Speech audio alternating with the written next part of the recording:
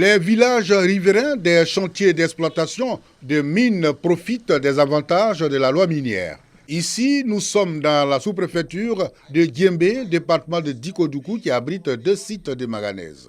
Une entreprise indienne exploite ces mines de manganèse. Le respect par les opérateurs économiques indiens quant aux exigences de la responsabilité sociétale est avéré. La loi a prévu donc une contribution des sociétés minières partout où elles sont installées au développement des régions donc concernées. Nous sommes allés sur la base de 0,5% du chiffre d'affaires. Et concernant donc le cas spécifique de la mine de manganèse de l'Anyonka, après les calculs, on se rend compte que les montants qui sont payés tournent autour de 45 millions l'année. L'or se vend nettement mieux que le manganèse. Donc c'est ce qui justifie la différence entre deux mines. Pour les 3 dernières années, l'entreprise a réalisé un centre de santé, 9 salles de classe, des pompes à motricité humaine et des réhabilitations de bâtiments scolaires. Premier bénéficiaire des dons indiens, Kachopo, Tapé, Soma et Lanyoka. C'est Diembé qui avait un seul hôpital. Moi je pense que l'hôpital de Diembé et puis l'hôpital de Lanyoka qui va permettre à la population de se soigner trop proche. Je pense que c'est ce que l'État veut. Pour s'assurer de l'effectivité de la contribution de l'entreprise indienne au développement local des villages où elle mène ses activités, l'ambassadeur de l'Inde en Côte d'Ivoire en visite dans les chantiers et les villages bénéficiaires. La société Chilo a développé des activités communautaires telles que l'hôpital, l'école, l'eau potable, ce qui est la base du développement communautaire et qui est l'essence même de nos rapports entre les gouvernements. J'encourage Chilo Manganèse à coopérer de façon efficiente avec les communautés villageoises pour pouvoir développer l'activité. Parce que c'est l'essence, c'est la base même de l'activité industrielle. La visite du diplomate indien traduisant la vivacité de la coopération ivoiro-indienne va permettre la consolidation de l'harmonie et du vivre ensemble dans la zone d'implantation de l'entreprise indienne.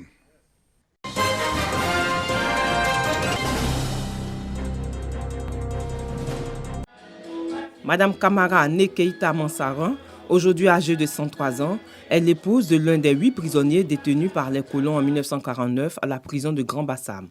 73 ans après la marche des femmes sur Grand Bassam, l'Afterwork de Blamo a commémoré l'événement à l'occasion de la fête de l'indépendance de notre pays.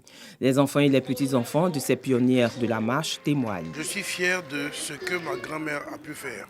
En tant que femme, je suis fier aussi du fait qu'aujourd'hui ce soit mis en avant et qu'on en parle. Parce que depuis 1949 jusqu'à aujourd'hui, on n'en parlait pas. Et nous avons, à travers la fondation, essayé de commencer à faire en sorte que les gens comprennent que les femmes ont un rôle important à jouer. À la maison, nous avons toujours raconté cette histoire, ce combat de mon grand-père, ce combat aussi de ma grand-mère pour le libérer de cette prison. Pour moi, c'est vraiment la personne la plus inspirante. La fête de l'indépendance de notre pays, ce 7 août, a donc été l'occasion pour Blamo, plateforme de partage, de réseautage et surtout de développement de la femme, d'échanger sur le thème « Les femmes de l'indépendance à nos jours ». Le témoignage le plus émouvant, ça a été la lutte de ces femmes sur Grand Bassam et de se rendre compte qu'on a encore une survivante parmi nous.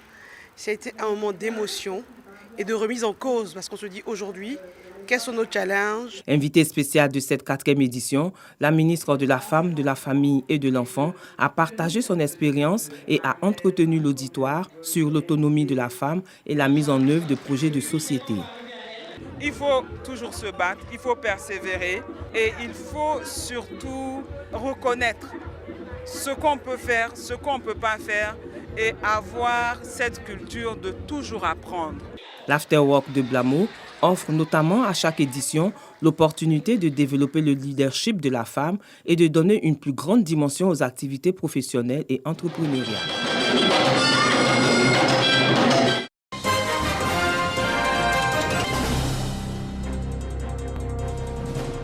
Les femmes du plateau dans toutes les sphères de la société sont au cœur du projet éco-citoyen piloté par le maire.